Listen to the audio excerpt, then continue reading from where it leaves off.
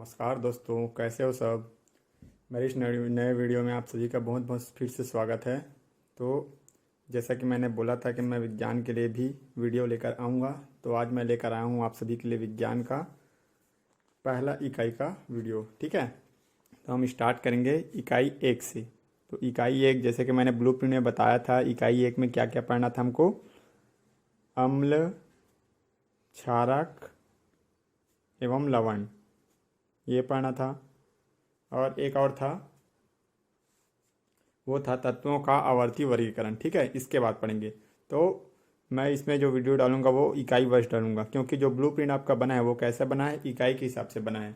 जबकि आपकी बुक में जो पार्ट दिया है वो थोड़ा अलग टाइप से दिया है। ठीक है, जैसे कि आप लोग ब्लूप्रिंट में देखे हो ना, वैसे। ठीक है, तो इसमें हम लोग पहला पार्ट पढ़ेंगे। क्या पढ़ेंगे? अम्ल, क्षारक एवं लवण। इसमें से मैं बताया था कितने कितने नंबर का आना है। 2 अंक का आना है आपका, 2 प्रश्न। ठीक है, CGBSE बोर्ड की बात कर रहा हूँ। ठीक है, और सॉरी, 1 अंक का दो प्रश्न आना है, 2 अंक का 1 प्रश्न, और 4 अंक का 1 प्रश्न। इस तरह से कुल 4 प्रश्न इसमें से आना है। ठीक है, 8 अंक का आना है, 4 दूनी 2, 2 4 और 4, 8 अंक का इसमें से आना है। ठीक है, अब जिसमें से 4 अंक का इस पार्ट से आना है और 4 अंक का किससे आना है, हमारा तत्वों का आवर्ती वर्गीकरण से आना है। ठीक है, तो उसको कैसे भी घुमा के पूछ सकता है, या तो 1 अंक का 2 प्रश्न और 2 अंक का 1 प्रश्न अम्ल, क्षार एवं लवण से ही पूछ सकता है, और उस पार्ट से ही पूछ सकता है, और 4 अंक का उस पार्ट से पूछ सकता है, और इस पार्ट से भी पूछ सकते हैं। ठीक है, ये जो 4 अंक का जो प्रश्न रहेगा उसमें क्या रहेगा, ऑप्शनल रहेगा। ऑप्शनल मतलब अथवा दिया रहेगा, जो भी प्रश्न दिया रहेगा वो। ठीक है, तो ये तो हुआ ब्लूप्रिंट की बात। चलिए अब शुरू करते हैं सीधा। इकाई नंबर 1 का पहला पार्ट क्या है, अम्ल, क्षारक एवं लवण।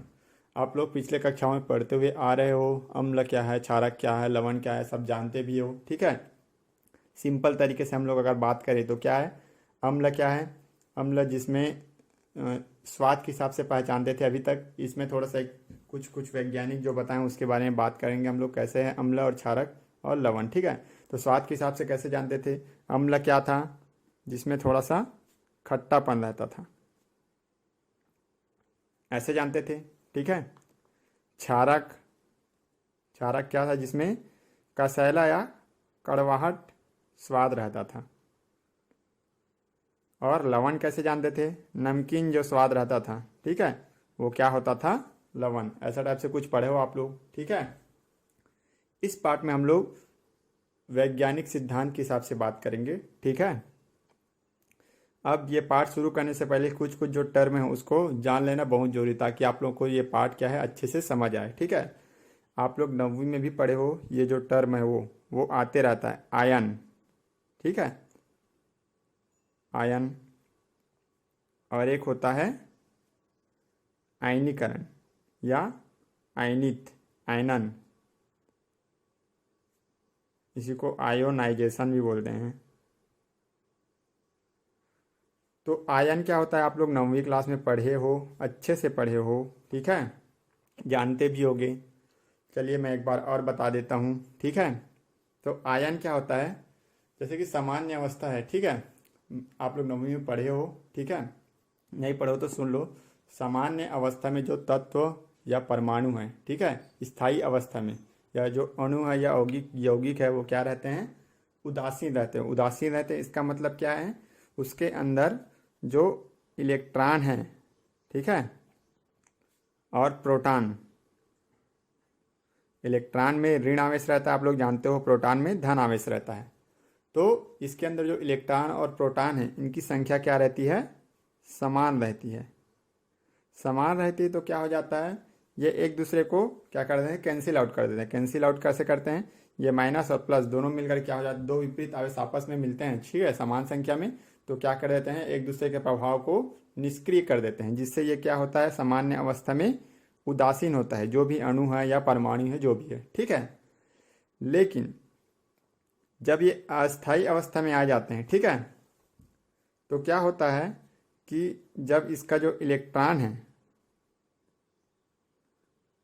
कभी कभी अभिक्रिया होता है तो ये होता है ना, इलेक्ट्रॉन दान करता है या इलेक्ट्रॉन ग्रहण करता है या अब अलग अलग भागों में टूट जाता है इस प्रकार से। तो इलेक्ट्रॉन की संख्या अगर प्रोटॉन की संख्या से कम या ज़्यादा हो जाए, ठीक है, तो वो जो परमाणु है वो क्या कहलाता है, आयन कहलाता है। तो इलेक्ट्रॉन की संख्या कम या ज़्यादा हो तो वह आयन कहलाता है, आयन कहलाता है। या इसी को क्या कहते हैं, मूलक भी बोलते हैं, रेडिकल्स, ये है। अब आयन आप लोग दो प्रकार के पढ़े हो, ठीक है, क्या क्या पढ़े हो। पहला है आपका धन आयन,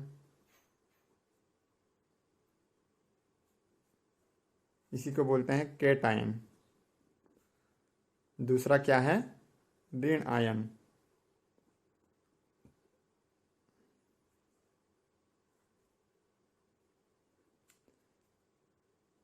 ऋण आयन, ठीक है, इसको बोलते हैं एन आयन, एन आयन होता है, ठीक है। तो धन आयन किसको बोलेंगे, धन है, धनात्मक कब होगा, जब प्रोटॉन की संख्या इलेक्ट्रॉन की संख्या से ज़्यादा होगी। इसका मतलब ये है कि इलेक्ट्रॉन की संख्या क्या हो जाती है, प्रोटॉन की संख्या से कम हो जाती है, ये होगा, तभी तो धन आयन कहलाएगा ना, ठीक है। और जब इलेक्ट्रॉन की संख्या जो है वो प्रोटॉन से अधिक हो जाती है तो इलेक्ट्रॉन ज़्यादा होगी, इसका मतलब ऋणात्मक आवेश बढ़ गया, क्योंकि इलेक्ट्रॉन ऋण में रहता है ना, तो वो क्या कहलाता है, ऋण आयन कहलाता है, ठीक है। तो बार बार आप लोग इस जो चैप्टर है उसमें क्या पढ़ोगे, आयन के बारे में पढ़ोगे। अब दूसरा आपका आता है, ये आयन आई होप क्लियर हो गया होगा, ठीक है। अगर क्लियर नहीं हुआ होगा तो आप लोग कमेंट में बताएंगे, क्योंकि ये 9वीं का सब्जेक्ट है, टॉपिक है, ठीक है। इसमें भी है लेकिन 9वीं में कुछ अच्छे से दिया है। अब देखते हैं आयनन। तो आयनन क्या कहलाएगा, आयनिक जो यौगिक है, ठीक है, उनका अपने अपने आयनों में टूटना क्या कहलाता है, आयनन कहलाता है। जैसे कि आप लोग पढ़े हो NaCl, NaCl एक आयनिक यौगिक है।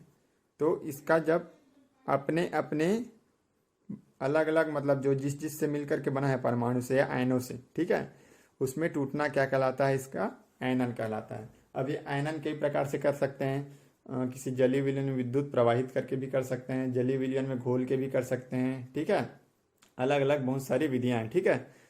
तो क्या कहलाता है, यही क्या कहलाता है, आयनन, तो आयनीकरण कहलाता है। चलिए दोस्तों देखते हैं अब अम्ल एवं क्षार क्या होता है, ठीक है, अम्ल एवं क्षारक। तो कक्षा 9वीं में आप लोगों ने एक एक्सपेरिमेंट पढ़ा था, प्रयोग पढ़ा था, क्या पढ़ा था, ऐसा एक वो होता था, जार लेते थे, इसके अंदर 2 कील फिट कर देते थे, कील या जो भी रॉड है वो, इसमें पानी भरा रहता था, ठीक है, या इसमें कुछ कॉपर सल्फेट वगैरह या कुछ भी NaCl डाल देते, NaCl डाल दिए थे, ठीक है। इसका जो एक भाग है वो कैसे कनेक्टर, बल्ब से कनेक्ट रहता था, ठीक है, और यहाँ पे बैटरी वगैरह कुछ लगा देते थे ऐसे, ठीक है।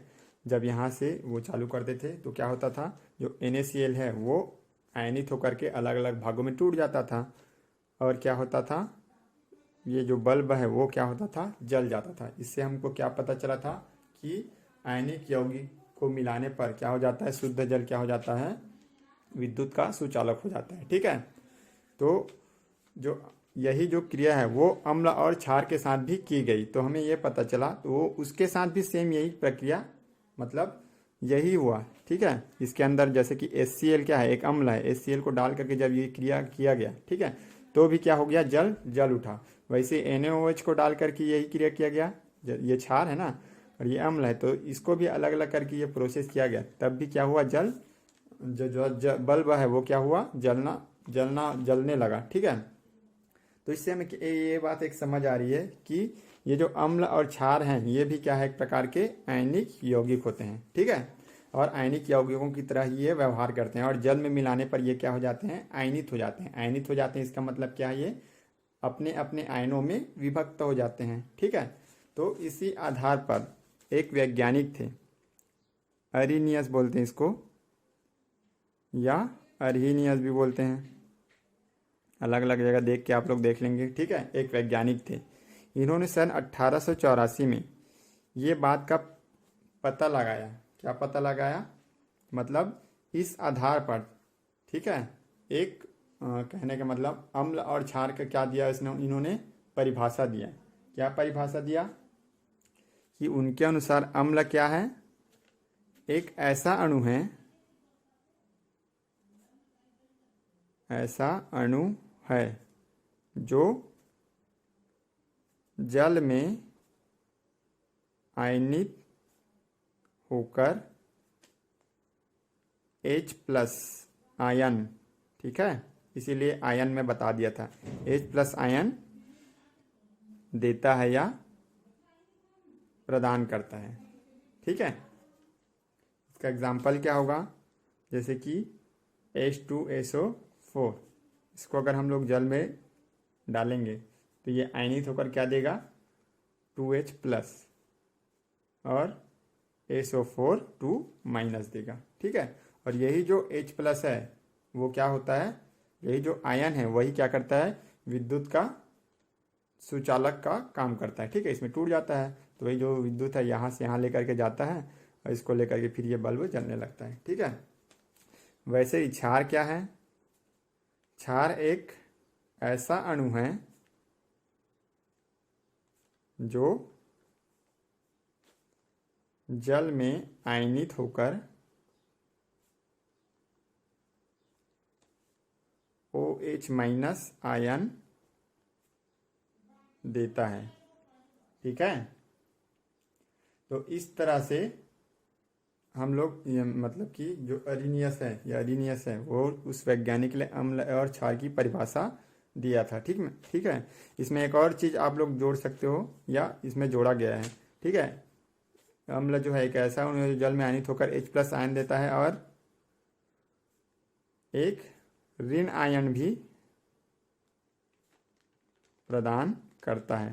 ठीक है, इसको भी ऐड करना आप लोग। ठीक है, और इसमें OH- आयन देता है और एक धन आयन भी प्रदान करता है। ठीक है, अब आप लोग जानते हो ना, कोई भी जो आयनिक यौगिक ऋण और धन से ही मिलकर बना होता है, तो जब ये टूटेगा तो ऋण और धन में ही तो विभक्त होगा ना। तो H+ हुआ तो उसके साथ एक ऋण आयन भी निकलेगा और इसमें OH- निकला तो उसके साथ एक धन आयन भी निकलेगा। ठीक है, जैसा कि आप लोग 9वीं में पढ़े हो। तो आप लोग कुछ कुछ अम्लीय मूलक और क्षारीय मूलक पढ़े हो। अम्लीय मूलक और क्षारीय मूलक ये सब पढ़े हो ना। मूलक में बताया यहाँ पे, क्या बताया? मूलक जो आयन है उन्हीं को क्या कहा जाता है? मूलक भी कहा जाता है। ठीक है, तो आयन के रूप में जब रहेगा तो वही क्या कहलाएगा? अम्लीय मूलक और क्षारीय मूलक। ठीक है, तो जो अम्लीय मूलक किसे बोलेंगे? अम्ल के आयनन से, ठीक है, अम्ल को आयनित करने पर जो हमको मूलक प्राप्त होता है या जो आयन प्राप्त होता है, ठीक है, जो कहना चाहिए ऋण आयन प्राप्त होता है उसको क्या बोलेंगे? अम्लीय मूलक बोलेंगे। और क्षार के आयनन होने से या आयनित होने से जो धनात्मक आयन जो प्राप्त होता है उसको क्या बोलेंगे हम लोग? क्षारीय मूलक। तो उदाहरण देख लेते हैं, जैसे कि यही है H2SO4। H2SO4 में क्या हुआ? 2H+ हुआ प्लस SO4 2- हुआ, तो ये क्या हो गया हमारा? अम्लीय मूलक। ठीक है, ये जो है, वैसे ही कहना चाहिए HCl में क्या हुआ? H+ प्लस Cl-, जो Cl- वो क्या हुआ हमारा? अम्लीय मूलक हुआ। वैसे ही क्षारीय मूलक में क्या ले सकते हैं हम लोग? NaOH, ये क्षार का उदाहरण भी है। ठीक है, NaOH, तो NaOH में क्या हुआ? Na+ प्लस OH-, तो जो Na है वो क्या है? हमारा क्षारीय मूलक है। ये पूछा जाता है। ठीक है, पेपर में आता रहता है एग्जाम में, तो मैं आप लोग को एक लिखवा दूंगा, लिस्ट बता दूंगा। ठीक है, आप लोग उसको याद कर लेंगे। क्षार का एक और उदाहरण है, क्या है? आपके बुक में दिया है CaOH2। ये भी जब जल में घुलेगा, ठीक है, तो आयनित होकर क्या बनाएगा, Ca2 प्लस 2OH माइनस। तो देखो तो ये क्या हो गया हमारा क्षारीय मूलक। तो जनरली जो धातुएं हैं वो क्या बनाता है, क्षार बनाता है, ठीक है, क्षार के रूप में रहता है। और जो अधातुएं हैं वो क्या बनाता है, अम्ल, ठीक है, अम्ल के रूप में रहता है। अब यहाँ एक चीज़ मैंने आप लोग को शुरू में हेडिंग दे दिया था क्षारक, और यहाँ मैं बोल रहा हूँ क्षार, ठीक है।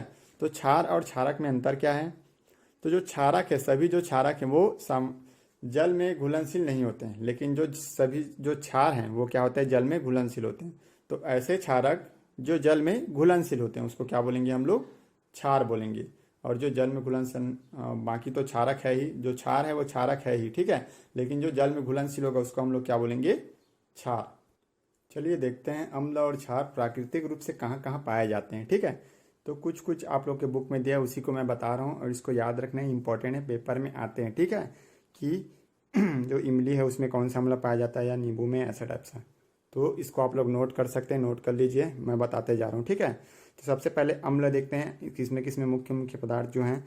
तो इमली है, इमली में क्या पाया जाता है, टार्टरिक अम्ल। जो नींबू है उसमें सिट्रिक अम्ल पाया जाता है। वैसे ही जो सेब है, सेब में क्या पाया जाता है, मैलिक अम्ल, मैलिक एसिड बोलते हैं उसको। सिरका में क्या पाया जाता है, एस्टिक अम्ल पाया जाता है। टमाटर में क्या पाया जाता है, ऑक्जेलिक अम्ल पाया जाता है। एक होता है चींटी, चींटी में क्या पाया जाता है, फार्मिक अम्ल पाया जाता है, ठीक है। जो भी जो दतैया आप लोग को काटता वगैरह है वो उसमें भी क्या पाया जाता है, फॉर्मिक अम्ल। इसीलिए आपको बहुत जलन होती है, चींटियाँ भी काटती तो जलन होती है ना, तो ये जलन किसके कारण होता है, फॉर्मिक अम्ल के कारण। तो इसको जब भी चींटी वगैरह या दतैया वगैरह काटता है तो साबुन वगैरह लगाने की सलाह दी जाती है। क्यों दी जाती है, क्योंकि साबुन एक प्रकार से क्षार है, और ये जो अम्ल है, तो क्षार और अम्ल जब एक दूसरे से क्रिया करते हैं तो क्या कर देते हैं, एक दूसरे को उदासीन बना देते हैं, ठीक है। अब देखते हैं क्षार, क्षार के प्राकृतिक स्रोत क्या क्या है उसको देखते हैं, ठीक है। तो चूना है, चूना चूना में क्या पाया जाता है, कैल्शियम हाइड्रोक्साइड पाया जाता है, CaOH2। खाने का सोडा है, सोडियम बाइकार्बोनेट, तो NaHCO3, ठीक है। H का मतलब वाई, या सोडियम हाइड्रोजन कार्बोनेट भी बोलते हैं इसको।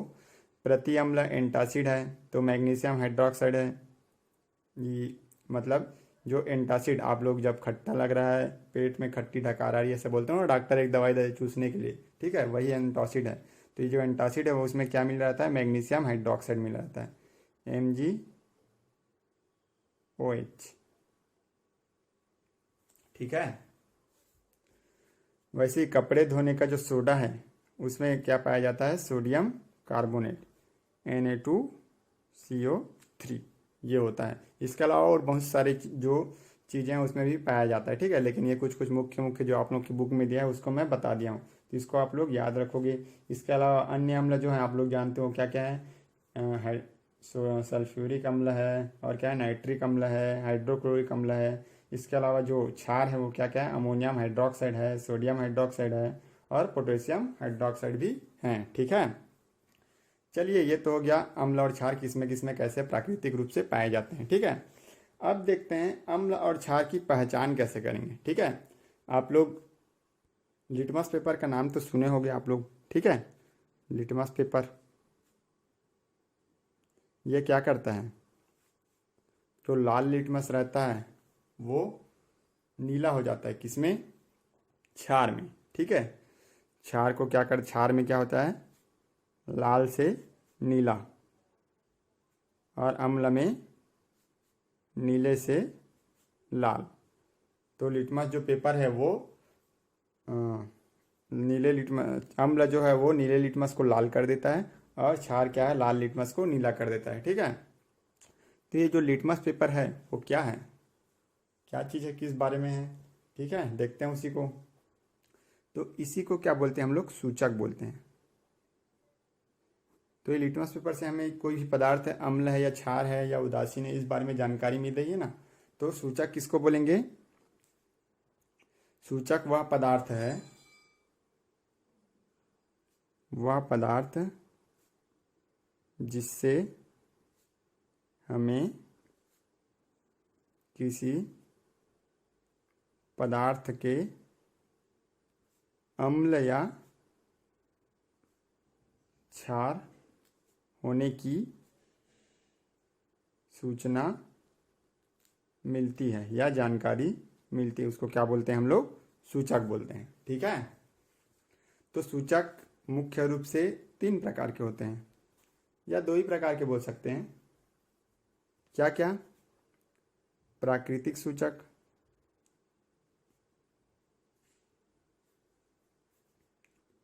नेचुरल इंडिकेटर, इंडिकेटर बोलते हैं इसको। ठीक है, और एक होता है कृत्रिम सूचक।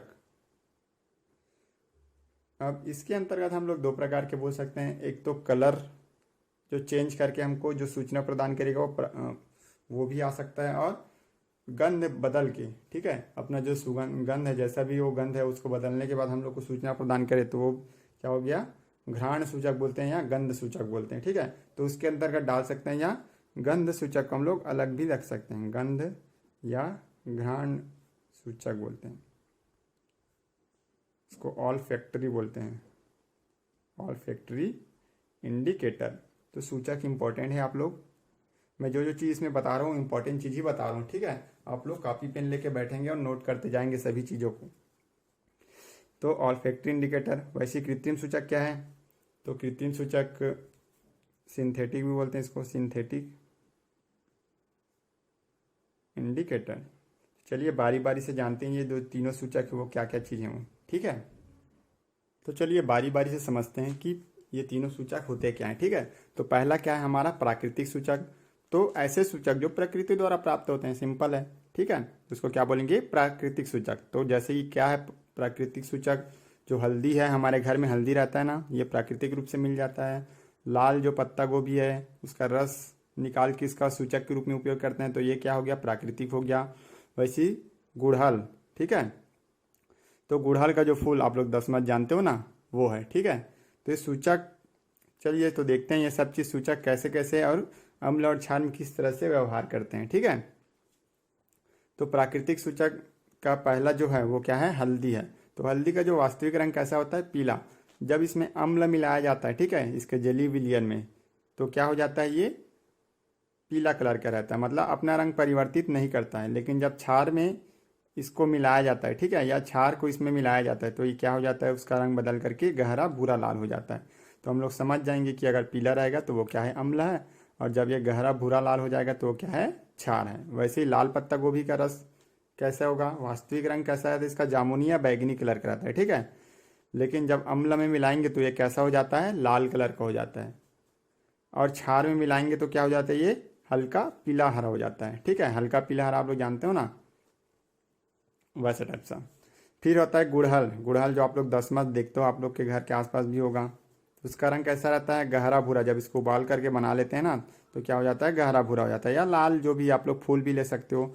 तो अम्ल में जब मिलाते हैं तो इसका रंग क्या हो जाता है? गुलाबी हो जाता है। लेकिन जब क्षार में इसको मिलाएंगे, ठीक है, तो इसका रंग कैसा हो जाता है? नीला हरा हो जाता है। आप लोग सिंपल एक काम करना, दशमत का एक फूल लेना, उसको चाकू में, उसके जो पत्ता है, ठीक है, फूल को लेना, फूल जो लाल कलर का रहता है ना, उसको चाकू में रगड़ देना, और नींबू को काट के देखना, तो कुछ नींबू उसका कलर कैसा होता है? चेंज हो जाएगा। ठीक है, तो वहाँ से आप लोग समझ जाना कि क्या है, वो गुलाबी रंग जैसा कुछ निकलेगा या लाल जैसा कुछ दिखाई देगा। ठीक है, तो क्या हो जाएगा, वो आप लोग को समझ आ जाएगा। ठीक है, क्योंकि नींबू और ये 2 चीज़ तो आप सबके घर में रहता है ना। फिर आता है कृत्रिम सूचक। कृत्रिम सूचक क्या है? ऐसे सूचक जो मानव निर्मित होते हैं और उसको प्रयोगशाला में रसायनों द्वारा बनाते हैं। ठीक है, तो जो कृत्रिम सूचक है उसको क्या करते हैं? मानव द्वारा निर्मित होता है ना, हम ही लोग बनाते हैं और प्रयोगशाला में बनाते हैं। ठीक है, रसायन का उपयोग करके, अलग अलग प्रकार के रासायनिक जो पदार्थ रहते हैं ना, उसका उपयोग करके। तो इसमें क्या है? इसका उदाहरण फिनाइलएथिलीन, जो डामर गोली बोलते हो ना आप लोग, ठीक है, उसी का जो एक वो रहता है विलियन। वैसे ही मेथिल ऑरेंज है, ये भी क्या एक प्रकार का कृत्रिम सूचक है। तो सूचक पहला फिनाइलएथिलीन क्या रहता है? उसका वास्तविक रंग ही रहता है, मतलब इसका कोई रंग नहीं रहता। लेकिन जब अम्ल में इसको डालते हैं तो क्या हो जाता है? ये अपना रंग ही नहीं रहता है, कोई परिवर्तन नहीं करता। लेकिन जब क्षार में डालते हैं तो इसका रंग क्या हो जाता है? गुलाबी हो जाता है। वैसे ही मिथाइल ऑरेंज जो है वो क्या रहता है? वास्तविक रंग नारंगी रहता है, लेकिन जब अम्ल में इसको डालते हैं, ठीक है, तो इसका रंग कैसा हो जाता है? लाल हो जाता है, और क्षार में डालते हैं तो इसका रंग कैसा हो जाता है? पीला हो जाता है। फिर है आपका घ्राण या गंध सूचक, ठीक है। इसको तेली सूचक भी बोल देते हैं कभी कभी, क्योंकि ये सभी जो है वो क्या है, तेल, प्याज, वेनिला और लौंग, ये सब का तेल के रूप में निकलता है ना, जो भी रस है वो, ठीक है। तो प्याज, प्याज क्या होता है, प्याज का गंध तो आप लोग सभी जानते हो। तो जब इसको अम्ल में मिलाया जाता है या अम्ल में प्याज को जो रस जाता है तो वो गंध नहीं बदलता है, ठीक है, वही गंध रहता है। लेकिन जब क्षार के साथ इसको मिलाया जाता है तो इसका गंध क्या हो जाता है, खत्म हो जाता है, ठीक है। वैसे ही वेनिला है, वेनिला में भी सेम यही चीज़ होता है, जब अम्ल में डाला जाता है, ठीक है। वेनिला आप लोग आइसक्रीम फ्लेवर खाए हो ना, वेनिला फ्लेवर ऐसे करके सुने होगे, ठीक है। तो इसका जो गंध है वो क्या रहता है, चेंज नहीं होता जब अम्ल में मिलाया जाता है। लेकिन जब क्षार में मिलाया जाता है तो गंध क्या हो जाता है, इसका भी खत्म हो जाता है। वैसे ही लौंग का जो तेल है, ठीक है, लौंग का रस है या तेल है जो भी, वो अम्ल में मिलाते हैं तो इसका भी जो गंध है वो नहीं बदलता है। लेकिन जब क्षार में मिलाते हैं तो इसका गंध क्या हो जाता है, खत्म हो जाता है, ठीक है। तो आगे जो वीडियो उसमें मैं फिनाप्थलीन और मिथाइल ऑरेंज का कैसे प्रयोग होता है वो बता रहा हूँ। चलिए दोस्तों देखते हैं मेथिल ऑरेंज का अम्ल और क्षार के साथ क्या क्रिया होता है, ठीक है। तो ये हमारा अम्ल है जो HCl लिए हैं, और ये हमारा क्षार है NaOH, ठीक है। इसमें मेथिल ऑरेंज डालते हैं चीरे, और इसमें भी डालते हैं, ठीक है। तो आप देख सकते हैं जो अम्ल है वो लाल कलर का हो गया है, और जो क्षार है वो क्या हो गया, आपका पीले कलर का हो गया है, ठीक है। तो इस प्रकार से ये सूचक काम कर रहा है, जैसा कि मैंने अभी अभी बताया। चलिए देखते हैं फिनाप्थलीन का आपका ये जो क्षार है, ठीक है, और ये जो अम्ल है HCl, उसके साथ क्या क्रिया होती है, ठीक है। तो अभी अभी मैंने बताया फिनाप्थलीन क्षार के साथ गुलाबी रंग देता है और अम्ल के साथ कोई कलर प्रदान नहीं करता, ठीक है। तो ये देखिए, आप लोग देख सकते हैं, तो इस तरह से ये काम करता है सूचक, ठीक है। तो दोस्तों आप लोग समझ ही गए होंगे कि जो सूचक है वो किस प्रकार से काम करता है, ठीक है। अम्ल और क्षार के साथ किस प्रकार से व्यवहार करता है, कैसे रंग परिवर्तित करता है। तो यहाँ से आपके बहुत सारे क्वेश्चन भी बन सकते हैं। कैसे, एक कि जैसे कि हल्दी है, मान लो कि हल्दी आपके कपड़े में गिर गया, ठीक है। प्रश्न आ गया, क्या आ गया, हल्दी आपके कपड़े में गिरता है और जब आप लोग साबुन लगाते हैं तो उसका रंग क्या हो जाता है, लाल हो जाता है, हल्का भूरा जैसा भी वो क्यों हो जाता है, ठीक है, ये पूछ सकता है। तो जो साबुन है वो क्या होता है, क्षारी होता है, और जो हल्दी है तो क्षार के साथ क्या रंग देता है, गहरा भूरा लाल रंग देता है, ठीक है। इस कारण से जो कपड़े का जो रंग है वो साबुन लगाने के बाद क्या हो जाता है, हल्का गहरा भूरा लाल हो जाता है, ठीक है। वैसे इनके साथ भी क्वेश्चन बन सकता है। फिनाप्थलीन वगैरह के बारे में भी पूछा जा सकता है। फिनाप्थलीन अम्ल में कैसा रंग देता है, तो रंगहीन रहता है। क्षार में क्या देता है, गुलाबी रंग देता है। मिथाइल ऑरेंज नारंगी रहता है सामान्य रूप से, लेकिन अम्ल में लाल रंग देता है और क्षार में पीला रंग देता है। तो इस प्रकार से बहुत सारे क्वेश्चन जो है आप लोग के बन सकते हैं। तो इसको आप लोग नोट कर लीजिए और अच्छे से इसको याद कर लेना। अभी तक मैं जितना बताऊँ सबको नोट करना है, ठीक है।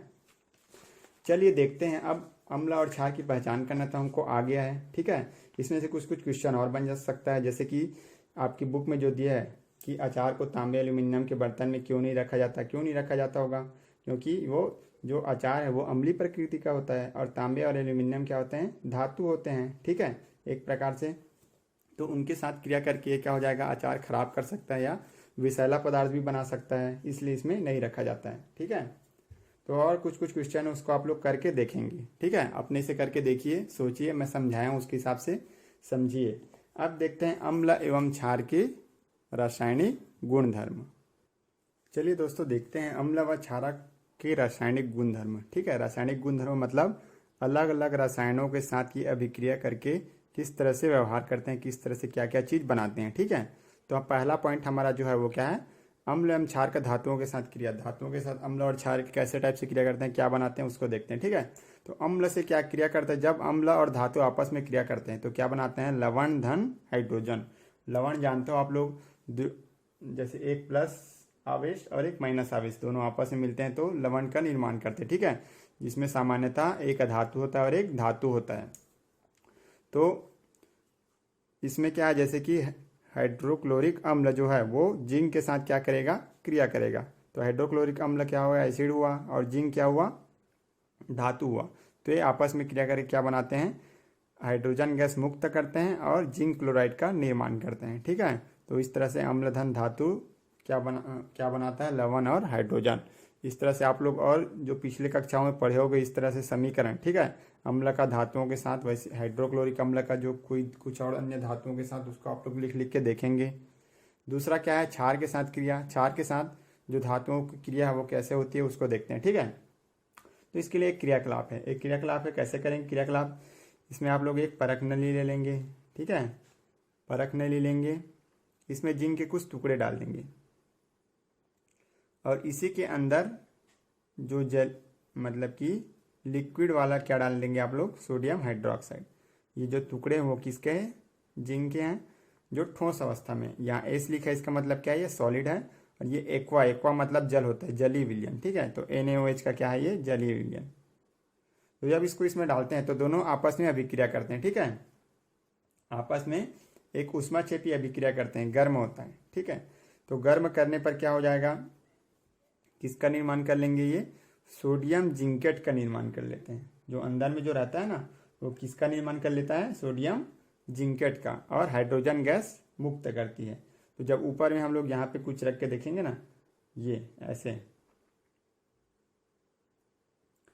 तो क्या दिखेगा आप लोग को? कुछ ना कुछ ज्वलनशील पदार्थ जो निकलते हुए हमको लगेगा, ठीक है। तो ये जो ज्वलनशील जो पदार्थ है वही क्या है? हमारा H2 गैस है।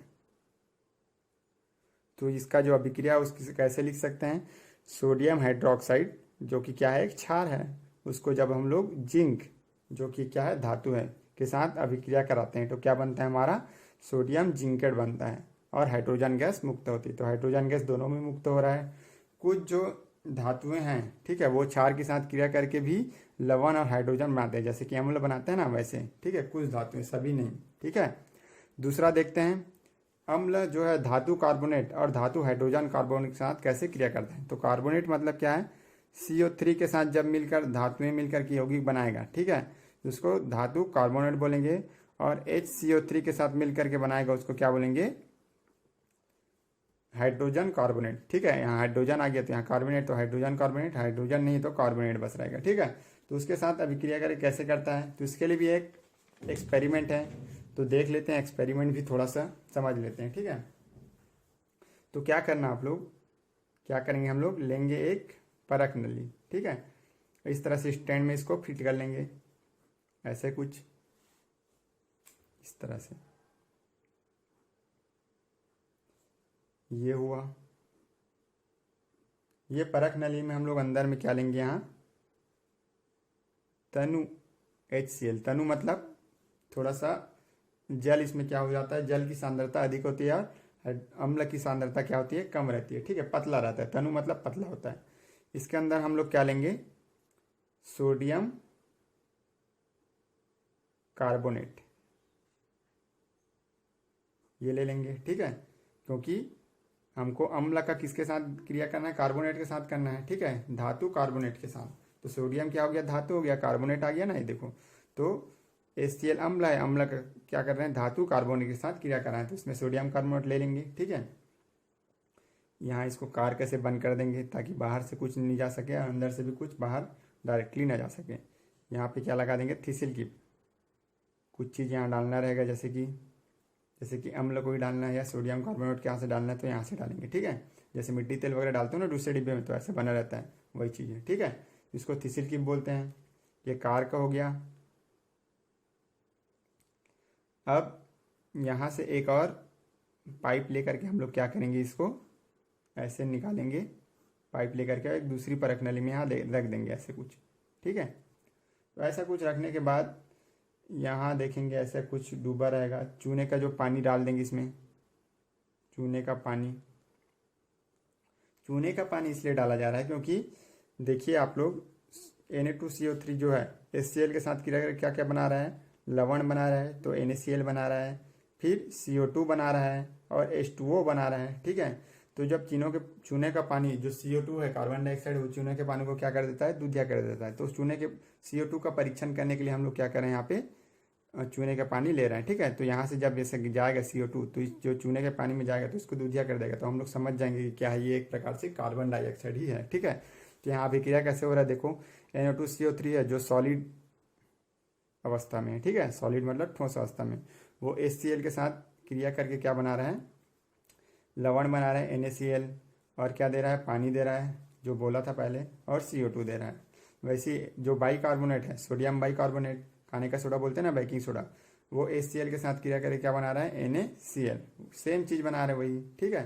तो क्या बनाता है? अम्ल जो है धातु कार्बोनेट और धातु हाइड्रोजन कार्बन के साथ क्रिया करके क्या क्या बनाता है, लवण बनाता है, कार्बन डाइऑक्साइड बनाता है और जल बनाता है। ठीक है, चलिए दोस्तों देखते हैं अब क्षारक का जो अधातु ऑक्साइड है, ठीक है, क्या क्रिया होती है उसका। अधातु ऑक्साइड मतलब जैसे कि कार्बन, हाइड्रोजन, सल्फर, ये सब क्या है, ऑक्साइड अधातु हैं। ठीक है, और इनका जब ऑक्साइड है, ऑक्साइड मतलब जैसे ऑक्सीजन के साथ जब यौगिक बनाता है क्रिया करके, ठीक है, CO2, SO2, NO2, ये सब क्या है, अधातु ऑक्साइड। क्योंकि ये अधातु हैं और ये ऑक्सीजन है, तो अधातु और ऑक्सीजन क्या करके क्या बनाते हैं, ऑक्साइड बनाते हैं।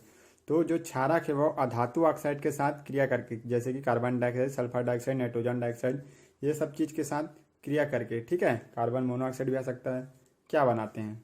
तो अधात्विक जो ऑक्साइड है वो क्षारक के साथ क्रिया करके क्या बनाता है, लवण और पानी, ठीक है, लवण और जल बनाता है।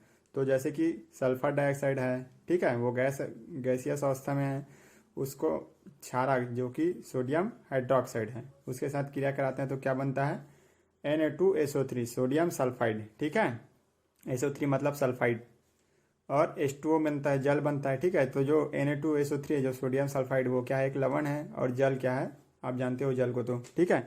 तो इस तरह से अधात्विक ऑक्साइड जो क्षारक के साथ क्रिया करके क्या बनाता है, लवण और जल बनाता है। ठीक है, दो तीन चीज़ों में हम लोग लवण और जल वाला पढ़ चुके हैं। ठीक है, एक और पढ़े थे जिसमें जो अम्ल है वो किसके साथ क्रिया करता था, यहाँ पे क्रिया करता था, देख सकते हैं आप लोग।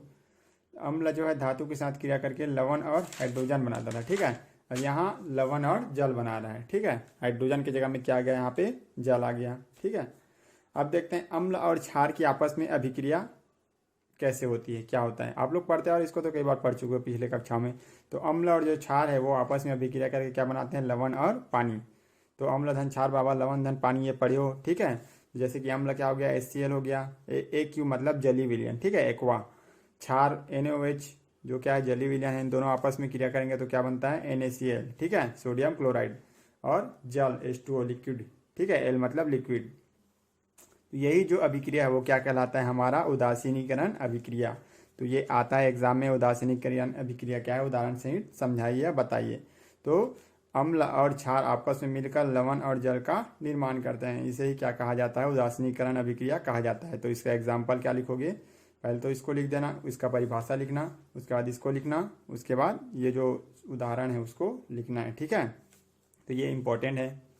अब देखते हैं क्या अम्ल और जो क्षार है वो विद्युत का चालन करते हैं कि नहीं है, ये देखना है। ठीक है, तो इसके लिए हम लोग एक एक्सपेरिमेंट करेंगे, क्रियाकलाप करेंगे। ठीक है, उस क्रियाकलाप में हम लोग कैसे करेंगे, क्या करना है, एक बीकर ले लेना है। ठीक है, और बीकर में क्या लेना है, 100 मिलीलीटर का 100 मिलीलीटर बीकर ले लेंगे साइज, उसमें 50 मिलीलीटर क्या भर लेंगे, तनु हाइड्रोक्लोरिक अम्ल, तनु HCl अम्ल। इसमें HCl अम्ल भी ले सकते हैं या क्षार भी ले सकते हैं। ठीक है, क्योंकि दोनों का हम लोग को टेस्ट करना है, तो अम्ल भी लेंगे और क्षार, दोनों को लेकर के हम लोग क्या करेंगे, इसमें देखेंगे। ठीक है, तो जैसे कि कक्षा 9वीं में पढ़े थे, अभी शुरू में इसके पार्ट के शुरू में ही बताया था मैं आप लोग को, NaCl डाले थे हम लोग, और यहाँ पे कुछ रखे थे, रॉड रखे थे, उसको फिट कर दिए थे बल्ब। तो जैसे NaCl को डाले और विद्युत प्रवाहित किए तो NaCl आयन में विभक्त हो गया और जो बल्ब है वो जलने लग गया। ठीक है, सेम चीज़ यहाँ भी करके देखेंगे हम लोग।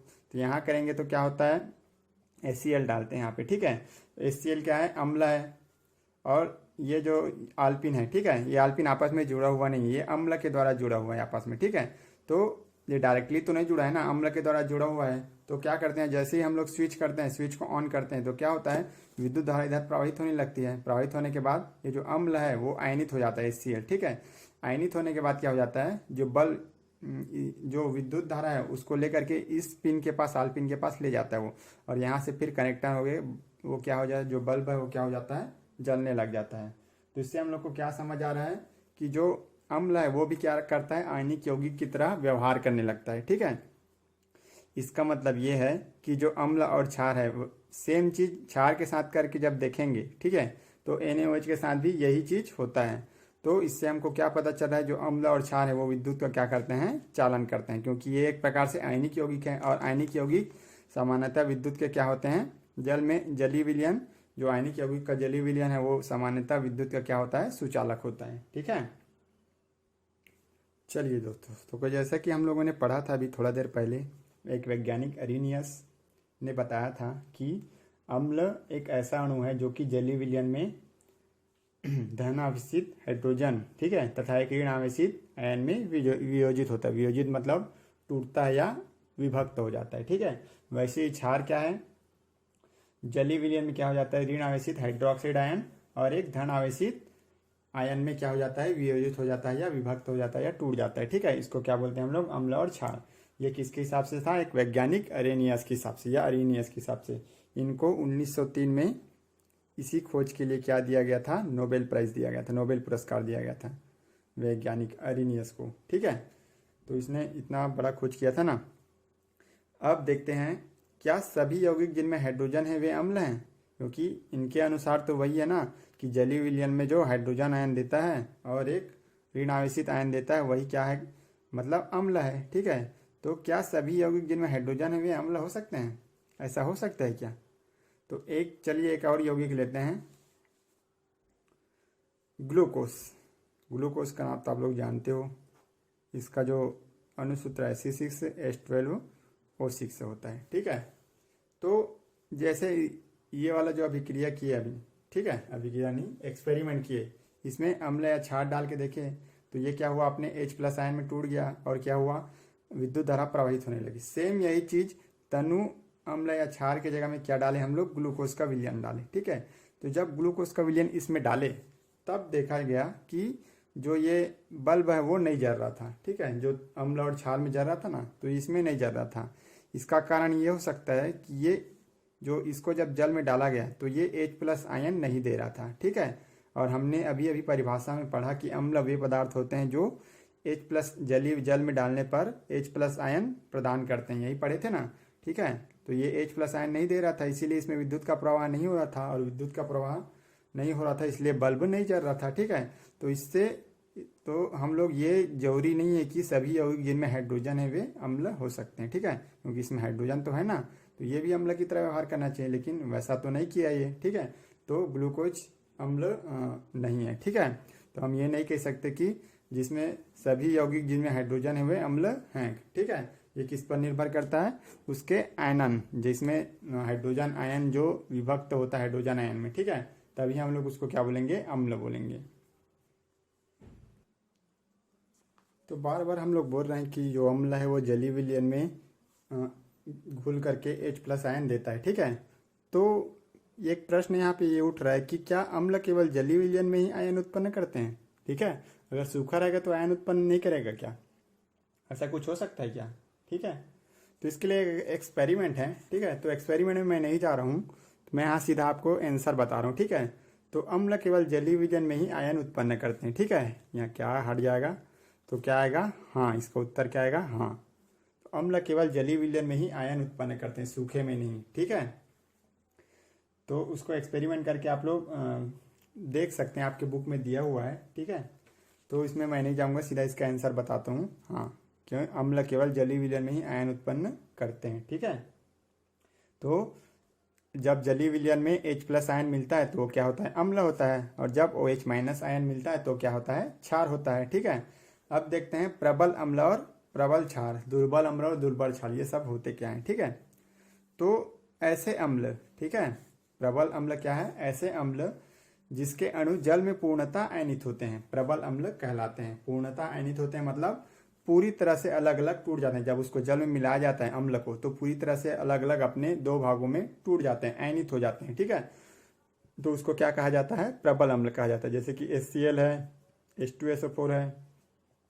अब देखते हैं दुर्बल अम्ल। तो दुर्बल अम्ल क्या है, जो पूरी तरह से नहीं टूटते होंगे, उसी को बोलते होंगे, ठीक है। दुर्बल मतलब कमजोर। तो ऐसे अम्ल जिसके अणु जल में आंशिक रूप से, आंशिक मतलब अपूर्ण रूप से, कम, थोड़ी मात्रा में, ठीक है, आयनित होते हैं, पूरी तरह से आयनित नहीं होते, उसको क्या बोलते हैं हम लोग, दुर्बल अम्ल। तो क्या हो सकता है, CH3COOH, ठीक है। ऐसे ही और क्या कह सकते हैं हम लोग, अलग अलग और एग्जाम्पल देखें तो चलिए मैं नीचे में आप लोग को लिस्ट बना के दे दूंगा, ठीक है। कौन सा प्रबल अम्ल है, कौन सा दुर्बल अम्ल है, कौन सा प्रबल क्षार है, दुर्बल क्षार है, ठीक है। उसको आप लोग याद कर लीजिएगा, ठीक है। ये क्या है, एसिटिक अम्ल, एसिटिक अम्ल, ठीक है। तो ये क्या है, दुर्बल अम्ल है। वैसे प्रबल क्षार, तो प्रबल क्षार सेम जैसे प्रबल अम्ल था वैसी प्रबल क्षार, ऐसे क्षार जिसके अणु जल में पूर्णतः आयनित होते हैं। ठीक है, तो उदाहरण क्या है, NaOH सोडियम हाइड्रोक्साइड है। वैसे दुर्बल क्षार क्या है, जो आंशिक रूप से ऐसे क्षार जिसके अणु जल में पूर्णतः आयनित नहीं होते, आंशिक रूप से आयनित होते हैं। ठीक है, तो NH4OH जो अमोनियम हाइड्रोक्साइड है वो क्या है, दुर्बल क्षार है। ठीक है, तो क्यों है दुर्बल अम्ल और दुर्बल क्षार, प्रबल अम्ल प्रबल क्षार, ये आप लोगों को समझ आ गया होगा। ठीक है, क्योंकि प्रबल किसको बोलेंगे, जो जल में पूर्णतः आयनित हो जाते हैं, पूरी तरह से विभक्त हो जाते हैं, तो वो प्रबल।